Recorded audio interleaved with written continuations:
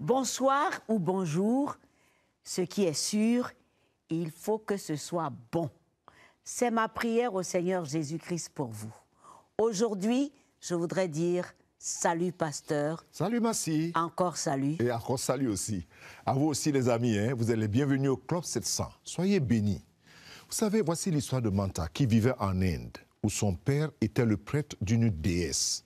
Manta, malgré ses pratiques religieuses, avait une maladie qui s'aggravait de jour en jour avec des douleurs atroces. Ni l'hôpital, ni les pratiques des idoles ne la soulageaient. Mais où trouver la réponse? Quoi faire? Alors qu'on a des idoles, alors qu'on a des hôpitaux. Quelqu'un était là pour écouter Manta. Suivez son histoire. J'avais des douleurs atroces. Je n'arrivais pas à bien dormir. J'ai continué à suivre mes dieux et déesses hindous, à les prier et à leur demander de me guérir. Je n'ai reçu aucune guérison de leur part. Ce fut une période très triste de ma vie. Mamta Mukherjee a grandi à New Delhi, en Inde. Son père était hindou et adorait la déesse Durga. Le fait de voir son père adorer Durga tous les jours avait incité Mamta à faire de même. J'ai commencé à suivre ses traces à l'âge de 8 ou 9 ans. On m'a dit qu'elle avait le pouvoir divin et qu'elle était capable d'influencer tout ce qui se passe dans notre vie. À l'âge de 13 ans, Mamta commença à avoir des problèmes hormonaux et ses cycles menstruels s'arrêtèrent. Ses cheveux commencèrent à tomber, laissant des zones chauves. Mamta fut opérée pour retirer des kystes ovariens, mais cela ne résolut pas ses symptômes. Je commençais à déprimer et des maux de tête lancinants sont apparus dans la même période.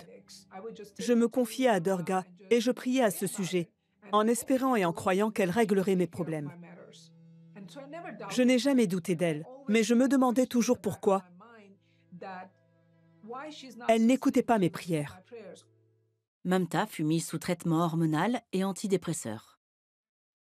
Malgré ses problèmes, elle termina ses études et, à l'âge de 24 ans, s'installa aux États-Unis où elle rencontra un couple d'Indiens chrétiens. Ils l'encouragèrent à aller à l'église avec eux. Ils m'ont accueilli chaleureusement et le pasteur a délivré un message merveilleux sur son Dieu, Jésus.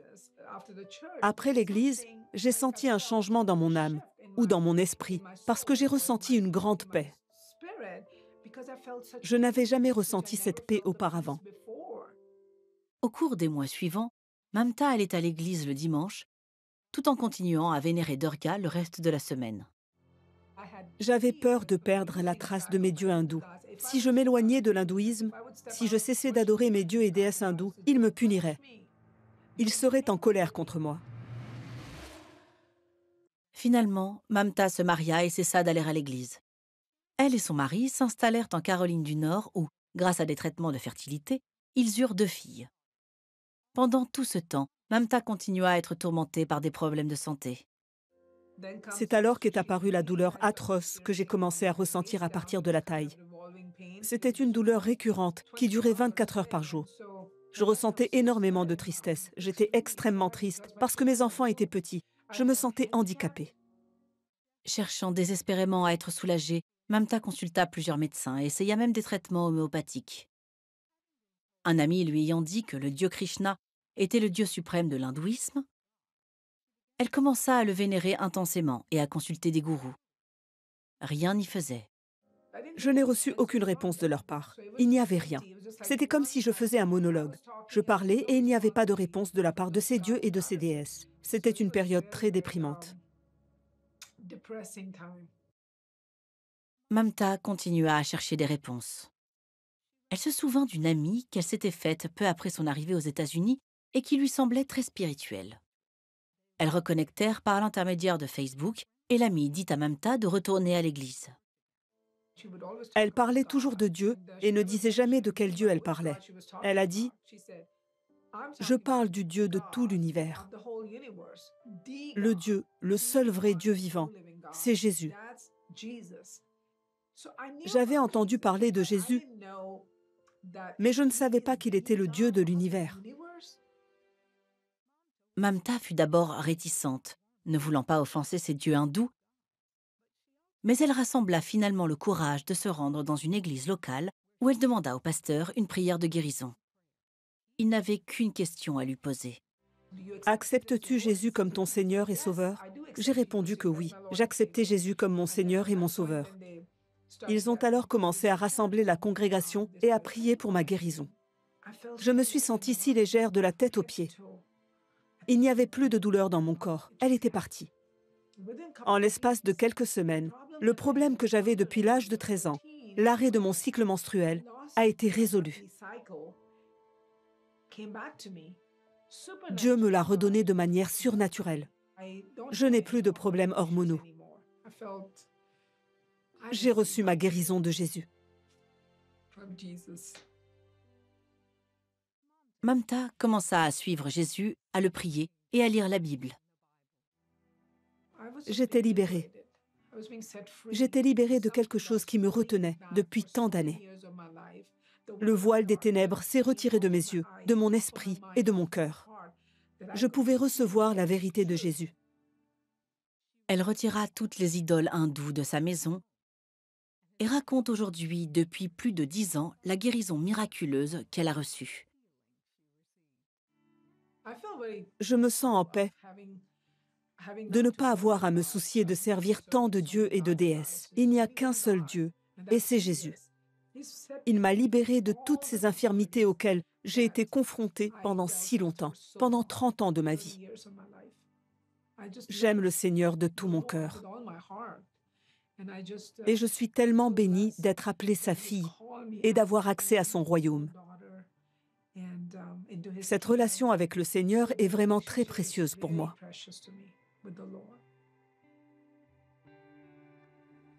Ah, Manta, quel parcours! Depuis l'âge de 9 ans, elle suivait son papa prêtre et fidèle adorateur de la déesse et même d'autres idoles de la famille.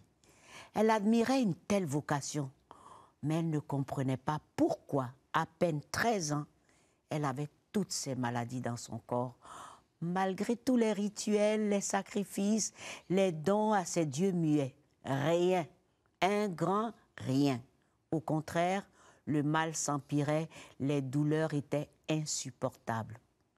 Vous êtes-vous déjà retrouvé dans une situation similaire? En plus du mal dans le corps, le tourment dans le cœur, sans paix et rempli de peur. Eh bien, on dit, qui cherche trouve. Car une amie a dit à Manta de prier le grand Dieu, le Dieu des dieux, celui qui est Dieu de tout l'univers. Et voilà comment pour la première fois, après 30 ans de souffrance, elle a reçu sa guérison par Jésus-Christ. Oui, c'est de lui qu'il s'agit, le seul Seigneur et Sauveur qui ne met pas dehors celui qui vient à lui, ni celle qui vient à lui. Mon ami, je crois fermement que c'est aussi ton tour aujourd'hui de sortir des ténèbres, des faux dieux, des idoles et venir à la lumière de Jésus-Christ. Oui, viens à la vraie vie. Refuse le mensonge et la fausseté et prie avec moi maintenant. Seigneur Jésus, je te demande pardon pour mes péchés. Je te demande d'être mon Seigneur et mon Sauveur personnel. Délivre-moi et lave-moi par ton sang. Parce que par toi, je deviens enfant de Dieu, né de Dieu. Merci pour ta délivrance, merci pour ton sang. Je suis enfant de Dieu et je bénis l'Éternel. Gloire à Dieu, bienvenue dans la famille de Dieu. Et bienvenue dans la famille de Dieu. Oui. Ah, si vous avez fait cette prière, c'est la chose la plus importante, mon ami. C'est la chose la plus essentielle dans tout ceci. Mais ne nous quittez pas pour la suite avec le Club 700.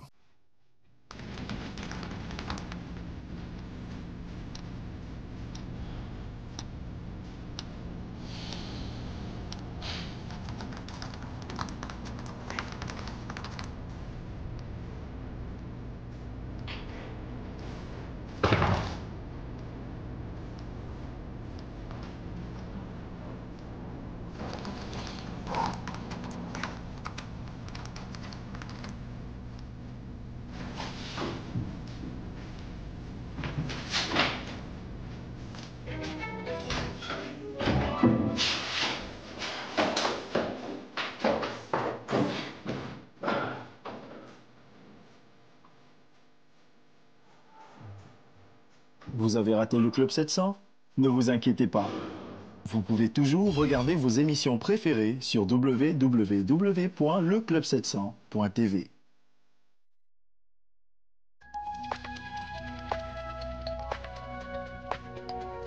Si vous avez des questions spirituelles, des besoins de prière ou même si vous avez besoin de conseils, n'hésitez pas à nous contacter aujourd'hui à cette adresse ou au numéro suivant. Nos conseillers sont là pour vous aider. N'oubliez pas, nous sommes là pour vous.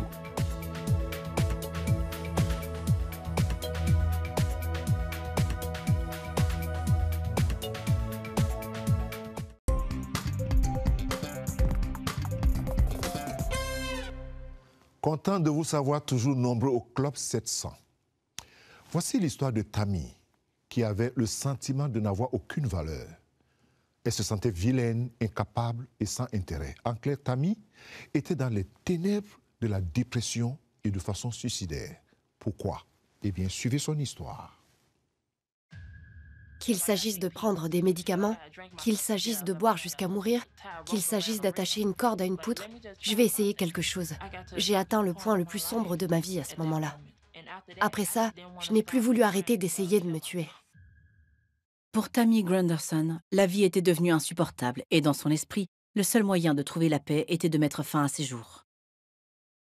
Tammy se souvient de l'anxiété qu'elle avait ressentie lorsqu'elle était jeune fille. Je commençais à penser que je n'étais pas assez bien, que je n'étais pas assez jolie, que je n'étais pas comme les autres filles. Alors je suis devenue dépressive. J'étais déprimée de voir ces choses se produire autour de moi, déjà à un jeune âge. La mère de Tammy, Loretta, une chrétienne, remarqua un changement chez sa fille et fit la seule chose qu'elle savait devoir faire. J'ai commencé à prier pour elle et à parler à Dieu du fait qu'elle n'était pas heureuse et que quelque chose n'allait pas avec mon enfant. Malgré les prières de sa mère, Tammy commença à se mutiler. Je pensais que cela me ferait ressentir quelque chose, alors j'ai commencé à me mutiler. Je me suis mutilée à plusieurs reprises. J'ai vu mon bras et je me suis dit « Non, je peux pas continuer à faire ça, je vais me tuer ». L'anxiété et la dépression de Tammy se poursuivirent tout au long de son adolescence et jusqu'à la vingtaine. Elle pensait que l'indépendance serait la clé de son bonheur. Je me suis dit « Je pense que si je trouve un appartement et que je me débrouille seule, je commencerai peut-être à me sentir un peu mieux ». J'ai trouvé un appartement et je me suis retrouvée seule. Son indépendance ne fit qu'empirer les choses. Tammy commença à boire, ce qui accentua son anxiété et sa dépression. Je voulais juste ressentir quelque chose. J'ai donc continué à boire encore et encore et je dormais toute la journée. Je suis devenue très maigre, très malade, parce que je ne mangeais pas, je ne dormais pas. Je ne prenais même pas soin de moi. Un jour de 2016, Loretta vit quelque chose d'inquiétant sur le visage de sa fille. Je pouvais voir le diable qui essayait de me voler mon enfant. Je pouvais voir ce regard dans ses yeux. J'ai dit « Non, Satan, tu ne le feras pas. Je te lie, retire ta main de mon enfant. Mon enfant est guéri. » J'ai commencé à prier. J'ai commencé à prier le Seigneur. J'ai atteint le point le plus sombre de ma vie. J'ai avalé un flacon entier de pilules. Cela ne m'a même pas fait d'effet. Je me suis dit, pourquoi ça ne marche pas? J'étais assise par terre et je pleurais. J'étais tellement fatiguée. Je me sentais tellement vidée. J'ai alors entendu une voix. La voix était très forte et elle m'a dit « Lève-toi ». Je savais que c'était Dieu, mais elle était si profonde. Elle m'a tellement émue que je me suis levée et j'ai ouvert les rideaux. Je n'avais jamais fait cela auparavant. Je ne laissais jamais la lumière entrer dans ma chambre. Je savais que Dieu pouvait me guérir, mais j'étais prisonnière. J'étais coincée dans les ténèbres. J'ai dit « Je suis prête à aller de l'avant. Je suis prête à arrêter de vivre dans le passé. Je suis prête à cesser de vivre à ma manière. » Ces deux mots étaient si puissants qu'ils m'ont donné envie de vivre. Ils m'ont donné envie de survivre, de vivre pour Dieu, d'aller dans le monde et d'aider les gens, de leur raconter ce que Dieu peut faire si vous lui confiez votre vie. Tammy savait que les prières de sa mère avaient été entendues, même dans ses moments les plus sombres.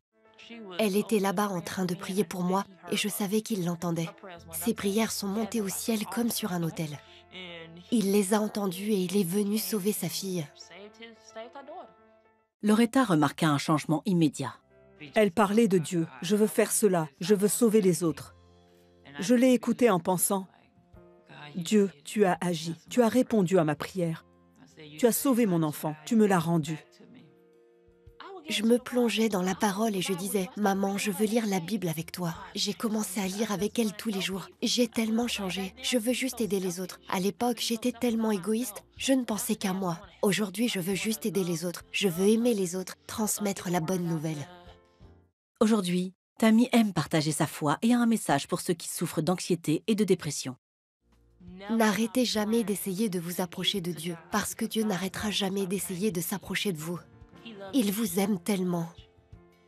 Il a donné son Fils unique pour qu'il meure pour vous sur la croix. Il se soucie de vous et je veux que vous continuiez à vous battre. N'abandonnez jamais. Gardez Dieu à la première place dans votre vie. Ouvrez-lui votre cœur car il veut vous aider. Il est là, à la porte et attend que vous lui ouvriez votre cœur. On se demande comment en arriver là. Sa mère chrétienne l'aimait avec toutes les attentions. Et subitement, l'ennemi a commencé à lui dire des choses pour l'éloigner de Dieu. Et Dieu merci, la mère a vite compris. Elle a su écouter. Oh oui. Elle a su écouter ma sœur. Ah oui, les mères sont très sensibles et savent tout de suite qui veut voler. C'est l'amour du cœur. Je vais dire que c'est le langage de son cœur qui l'a mené à comprendre par quoi sa fille était en train de passer, de traverser. Et allait se tuer, cadeau, comme on dit. Et elle a pris autorité. Ça c'est la chose la plus importante dans cette affaire, c'est qu'elle a su prendre l'autorité et chasser les esprits au nom de Jésus-Christ. Alléluia. Elle n'a pas appelé un pasteur d'abord. Non, elle a pris autorité. Ça, c'est important. Tu sais en qui tu as cru. N'est-ce pas? Tu prends autorité. Et Dieu aime ça. Il faut dire que des familles où des gens, nous avons toujours des angles morts dans nos vies, des moments vides, où quand on baisse un peu la garde, l'ennemi profite. Oui. Et il entre, il s'infiltre et fait des dégâts. Alors très souvent. Vous criez au nom de Jésus. Au nom de Jésus. Et il disparaît. Oui, et il est obligé de disparaître. Et les gens doivent connaître leur autorité en Jésus. C'est ça. Ça, c'est très important, Massi. Tu sais qui tu es, tu sais en qui tu as cru, et tu agis en fonction. Tout à fait. Tu agis en fonction. Tout à fait. Ne nous quittez pas tout de suite parce qu'on va encore continuer à prêcher et ça va rallonger les choses. Mais restez avec nous.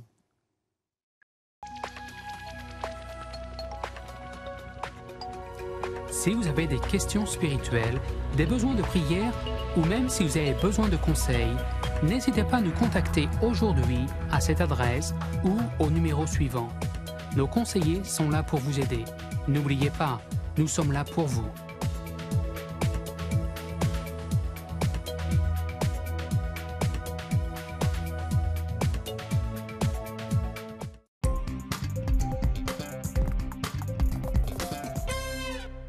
Toujours au Club 700, la question qui manque.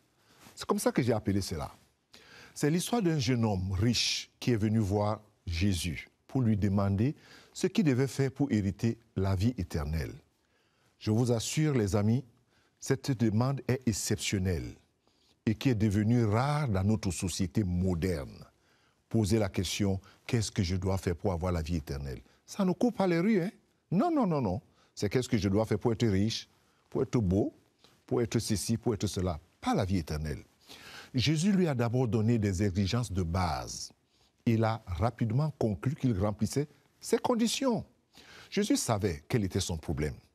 Sa confiance dans les richesses. C'était là où était le problème de ce jeune homme riche. Il lui a alors demandé d'aller vendre tout ce qu'il avait et de le suivre. Ah, une exigence à laquelle l'homme riche n'a pas pu répondre. Pourquoi? Parce qu'il nous faut toujours faire la différence ou la distinction entre être riche et faire confiance à la richesse. Je répète, entre être riche et faire confiance à la richesse. Jésus n'a pas condamné cet homme à cause de ses richesses. Non, loin de là. Au Club 700, nous ne condamnons pas la richesse des gens. Nous ne sommes pas là pour faire l'apologie ou bien de la pauvreté. Non. Le problème ici était sa confiance insatiable dans la richesse, au point que ces richesses deviennent son idole. Il est très important de savoir que tout ce qui nous tient à cœur ou qui a plus de valeur à nos yeux que Dieu devienne une idole. Et combien d'idoles nous en avons? Il peut s'agir d'argent, des biens ou de notre position ou même de nous-mêmes. Notre prière devait toujours être que le Seigneur nous aide à lui donner la première place dans nos vies. Seigneur, aide-moi à te donner la première place dans ma vie. peu importe les conditions dans lesquelles je vis, que je sois riche ou que je manque, aide-moi à te donner toujours la première place dans ma vie. Et il n'y a pas de seconde place. Il n'y a qu'une seule place. La place que Jésus occupe. Je dis, Seigneur, en ce moment même, aide-moi à te donner la première place dans ma vie. Pas moi-même, pas les choses, pas les positions, pas les richesses. Pardonne-moi également, Seigneur, de cette vie vécue sans toi et loin de toi. Je te reçois dans mon cœur, Jésus. Vous savez, cette prière, c'est la prière la plus simple, la plus facile, mais la plus puissante, surtout lorsqu'on est sincère avec Dieu, de dire tout simplement, Seigneur Jésus, viens dans mon cœur, change mon cœur, sois mon Seigneur et mon Sauveur personnel. Quand tu es vrai, ta vie change, je peux te le garantir. Que Dieu te bénisse d'être avec nous. Merci. Aide-moi à te mettre à la première place, Seigneur. Dans mon cœur. Merci, pasteur. Je dis amen à la parole de Dieu, bien sûr. Et si vous êtes prêts, nous allons en Thaïlande où cette mère célibataire avec ses 2 enfants était sans ressources après la fermeture de son travail. Comment vivre? Comment nourrir ses enfants? Regardez. Après avoir échappé à son mari violent, Cam lutta financièrement pour élever seule ses 2 filles. Pour subvenir à leurs besoins, elle travaillait 10 heures par jour et jusqu'à 7 jours par semaine dans une usine d'ananas en Thaïlande. Ma mère épluche 50 ananas par heure. Elle est très rapide, je suis très fière d'elle. Cela a été difficile de m'occuper seule de mes filles. Mais chaque fois que je suis fatiguée, il me suffit de regarder leur visage pour retrouver des forces. C'est alors que Cam perdit son emploi. Je ne savais pas quoi faire.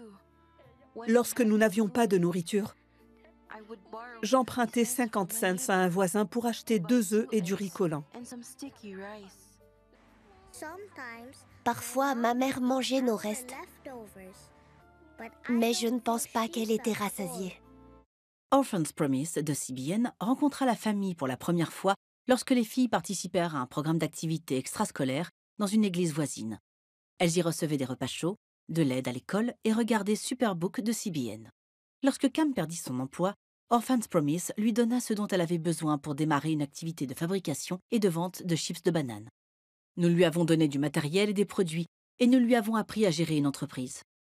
Cam livre désormais ses chips à 7 magasins de la région et gagne suffisamment d'argent pour nourrir sa famille et payer ses factures. Maintenant, nous avons toujours beaucoup à manger. Merci pour votre gentillesse à l'égard de notre famille. Grâce à l'attention qu'elle reçut de l'Église, toute la famille pria pour devenir chrétienne. Je ne sais pas où mes filles et moi serions sans l'aide d'Orphan's Promise. Nous vous remercions infiniment. Oh, vraiment, il lui fallait un coup de pouce, comme on dit. Et grâce à Opie, elle a eu son petit commerce. Les enfants mangent à leur faim. C'est important. Tu imagines dans une famille où la maman seule a du mal à nourrir ses enfants. Moi, si je ne te le fais pas dire, quand tu ne manges pas ta faim, ça te rattrape toujours plus tard. Ça te rattrape. Vraiment. Mais gloire à Dieu, parce qu'il y a les gens qui ont la main sur le cœur et qui peuvent participer à cette œuvre humanitaire pour aider les gens. Et nous invitons toujours les gens à participer aussi, aller dans notre site. En fait, quel que soit le montant, l'essentiel, c'est d'aider. D'une manière ou d'une autre. L'essentiel, c'est d'aider. Merci. Vraiment. OK, pasteur. Oui. C'est le moment des questions. Ah bon. Tu es prêt à répondre? Bon, allons-y. On y va. Bonne journée à vous tous. Merci, pasteur, chers frères et sœurs. Bon, il y a beaucoup de choses. Je ne comprends pas la procédure avec le Club 700 et comment garder le contact avec vous là-bas. J'aime beaucoup votre émission à la télé. Bonne journée à vous tous. Bon, c'est ce que nous disons tout le temps dans l'émission. Vous voulez être partenaire, le Club 700 est ouvert dans votre pays. Vous avez l'adresse qui passe sur votre petit écran. Vous appelez, vous gardez le contact avec le bureau. Si vous voulez même visiter le bureau, vous pouvez aller. Si vous êtes sur place. Sur place, voilà, vous pouvez aller. Si vous avez une contribution à donner ou à des questions ou des sujets de prière, vous pouvez toujours le faire à partir du bureau ou même avec notre site. Voilà. C'est ça. Et le centre d'appel a un numéro, oui, que tout le monde peut appeler de partout dans le monde. Une fois, quelqu'un a appelé du Canada et c'était formidable. Ah oui? Oh oui. Parce que le bureau se trouve en région africaine, donc oui. c'était pas évident, mais avec les réseaux sociaux aujourd'hui, rien n'est caché. Donc il faut dire que tout le monde peut... C'est facile de garder le contact avec nous. Tout à fait. Et puis vous avez toutes les explications. Voilà. C'est ça. Deuxième, je veux donner ma vie au Seigneur. Que dois-je faire? Merci de prier pour moi. Alors, Massi, je pense que cette question est bienvenue. OK. Et si c'est une question, au même moment, c'est aussi un appel à prier. Oui. Je voudrais inviter la personne qui pose la question et d'autres personnes, peut-être qui nous ont suivent l'émission tout le temps et puis se posent quand même des questions. Comment je peux faire pour donner ma vie à Jésus? Je voudrais vous conduire à cette prière, même maintenant même. C'est la première chose. Il faut que vous soyez convaincu que vous êtes pécheur. Vous êtes né pécheur. Que vous soyez né dans une église ou d'un père pasteur, tout le monde naît pécheur. On n'est pas pécheur parce qu'on pêche. On est pécheur parce qu'on est né humain. Et à partir de là, vous êtes séparés de Dieu. Mais la grâce de Dieu, à cause de la mort de Christ sur la croix, nous ramène à Dieu. Donc, prie avec moi, s'il te plaît. Seigneur Dieu, en ce moment même, je voudrais confesser mon besoin de toi dans ma vie. Et il faut que tu te rassures que tu as vraiment besoin de Dieu dans ta vie. Je reconnais que je suis un pécheur, que dans mes pensées, j'ai péché contre toi, dans mes actes et dans mes paroles, et que je te demande sincèrement pardon. Maintenant même, j'invite Jésus dans mon cœur, qu'il soit mon sauveur et mon Seigneur personnel. Et je le reçois maintenant pour qu'il change ma vie. Amen et Amen. Vous voyez, ça c'est la prière la plus simple pour devenir un enfant de Dieu. Mais pour persévérer et tenir, allez dans les Écritures. Lisez votre Bible, découvrez qui est Jésus, découvrez l'amour du Seigneur. Et ça va beaucoup et beaucoup vous aider et édifier. Et j'aime dire, commencez par l'évangile de Jean. De Jean.